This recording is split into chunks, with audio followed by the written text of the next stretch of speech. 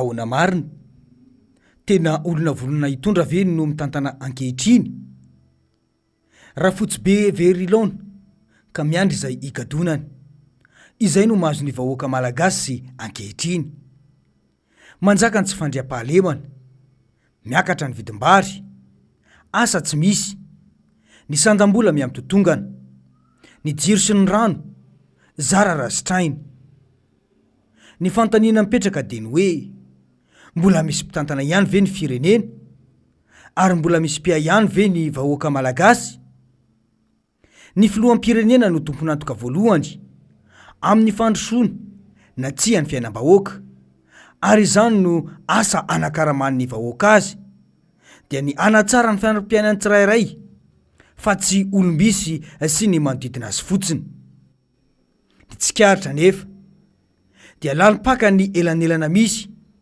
eo amin'ireo mpitondra sy ny vahoaka madinika izay entina fiara raitra sy fiainana ao anatin'ny fahavokisana tsara no iainan'ny mpitondra raha fasahirana na mitady ny arapaka isan'andro ny vahoaka madinika ary miaina ao anatin'ny tapakibo ny hoanina androany tadiavina rahampitso iarahantsika rehetra mahafantatra tsara fa nisy fampanantenana nataony mpitondra tamin'ny vahoaka hoy mantsy izy hoe ho filoham-pirenena ny tatsa ho filoham-pirenena ny tanora ho filoham-pirenena ny tsianasa ho filoham-pirenena anareo marofy ho filoham-pirenena ho anareo zoky tsy maintsy hoavitra i Madagasikara ary tsy maintsy tafita ny malagasy tsara aloha ny manamarika fa ny filoham-pirenena ankehitriny io dia ny fanonganam-panjakana sy ny tetezamita ny taona 2024 no nahafantarany vahoaka malagasy azy sy izao tontolo izao azy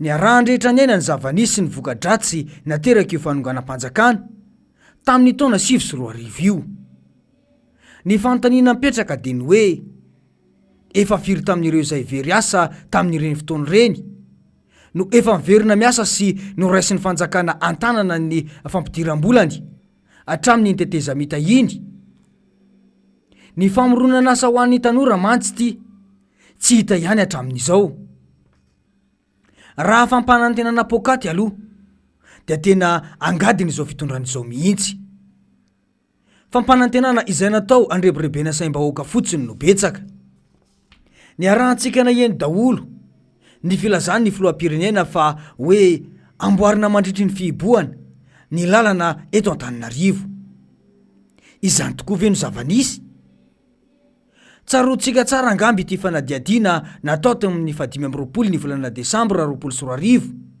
tany Atsimo ity mpiasam-bahoaka ny filoham-pirenena izy no ametrahany vahoaka ny fitokisana anatsara ny fiainany rotaona nitondrana ny filoham-pirenena ankehitriny ahoana marina ny fiainam-bahoaka kilometatra vitsy miala ny commune Betioky Atsimo toy izao ny zavamisy eny rano maloto isika kanefa dia tena fahasambarana ho an'ireo mponina manodidina eto no manana rano toy izao sy mantsaka eto amin'ity angondrano ity tsy fanagnanay rano ia inomanay ity agny io fa tsy rano hinaly toa rano teraka avy boaka agny avao ia tantezigna mitoagna eto izahay enany toy ankaragna an'io lefa itiagna avao inomanay hangalaka ia zahay te lavy sy ty rano izahay etoitoy eo amizay aleo minogna avao lo fotaky toa mpa hangalaky rano ia zahay tsy manapomby mankarary fehomba ia zahay hangalaka ia fa io avao fanay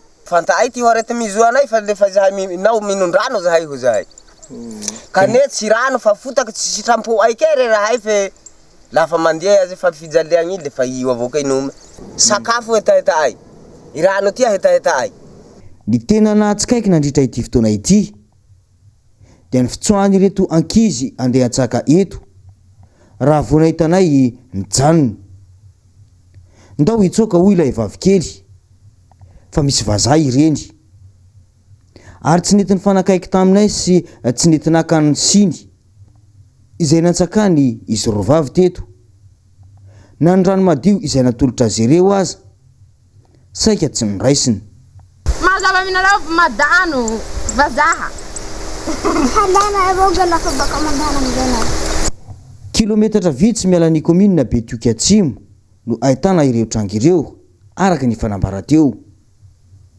Raha ny fanadiadiana izay natao hatrany dia mivarotra manga masaka no ataon'ireo ankizy mpianatra ity amin'ity faritra ity rehefa riva ny andro mba hahafahana vidy fitaovam-pianarana.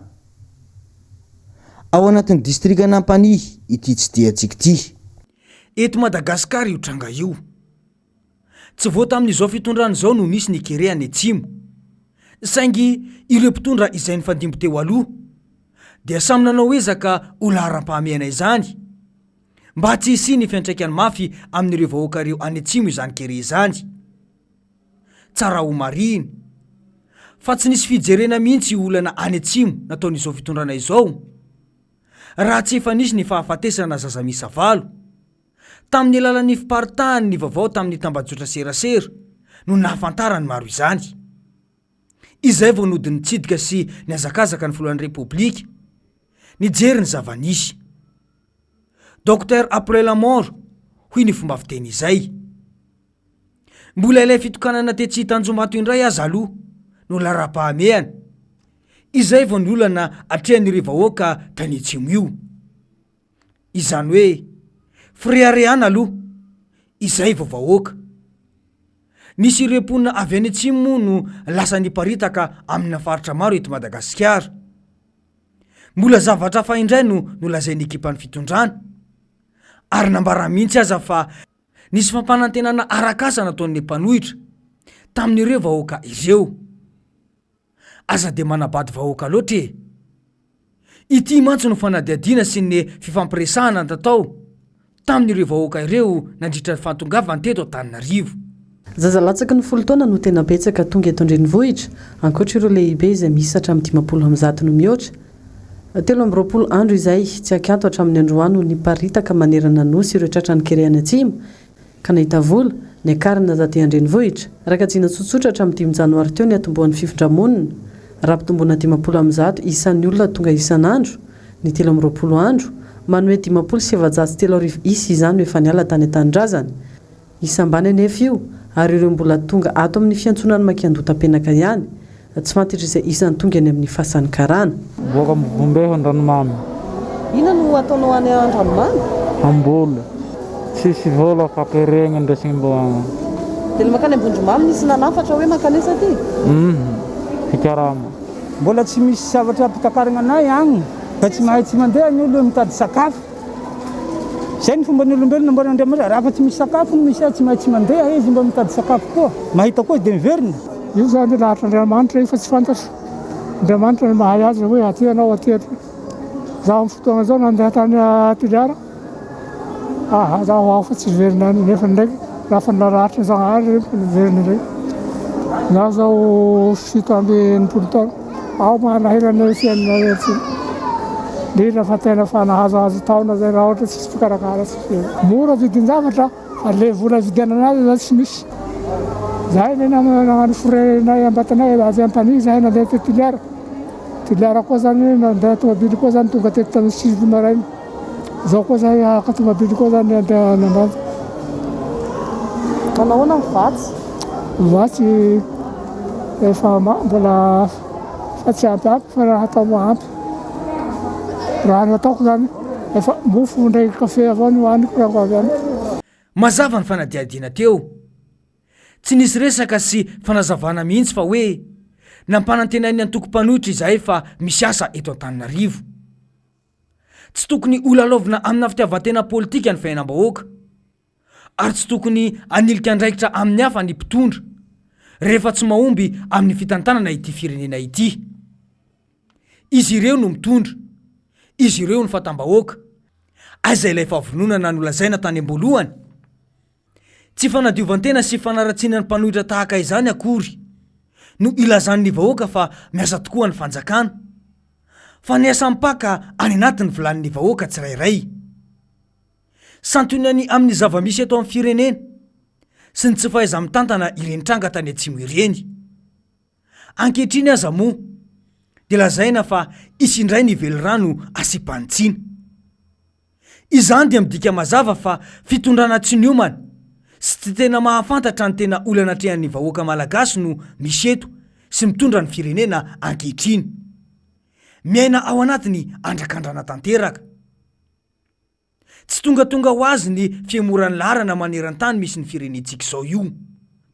Raha ny zava-misy ankehitriny io no jerena, fa ny politika apetraky ny fanjakana mihitsy no tsy mahomby ary tsy mipaka any amin'ny vilany sy ny tokantrano ny vahoaka tsirairay. Matoa antsoina hoe mantra ny firenena iray dia ny vahoaka ao aminy izay lazana izay. Na amirapiratra tahaka ninona aza ny fotodrafitrasa kanefa ny vahoaka sahirana sy mahantra dia tsy misy dikany avokoa ireo tetikasa lazaina fa fampandrosoana ireo. Tsy teleferika na flyover akory no olana trehan'ny vahoaka malagasy izao, fa kibonona sy posoloka. Izany no tokony ho maika amin'ny fanjakana io. Firenena maro no misedra olana izay nateraky ny valanaretina coronavirus ary mbola misy ao anatin'izany mihitsy aza amin'izao. Saingy mizotra tsara ny fanatsarana ny ara-toekarena sy ny fiainan'ny-ponina ao aminy noho ny politika izay apetraky ny mpitondra amin'ireo firenena ireo. Nahazo famatsim-bola itsika tamin'ireny coronavirus ireny, tsy hita izay nanjavonany ary tsy nositrany ny maro anisa amin'ny vahoaka malagasy akory. Nanampiana ny jirama hono ny vola dia nandoavana ny karaman'ireo mpiasam-panjakana. Ny efa feno ihany no tovanana fa ny vahoaka madinika sy ny adi-piainana izay etrehany amin'ny arapaka isan'andro tsy misy firarahiana. Vidim-bary miakatra kapoka manara-penitra no vahaolana ataon'ny fanjakana. Ny vaty sy ny tosika aza mbola fahasahiranana ny fahazahoana azy satria fivezivezena etseroa noho ny tsy fisian'ny lamina matipaika no mahazo ny vahoaka madinika. Alaolana foana ny hoe miatrika krizy vokatry ny Covid-19 ny firenena. Fa mpitondra ny omana hitantana ve no mitondra sa tsy fahaizana mitondra mihitsy? Fa ahoana mariny?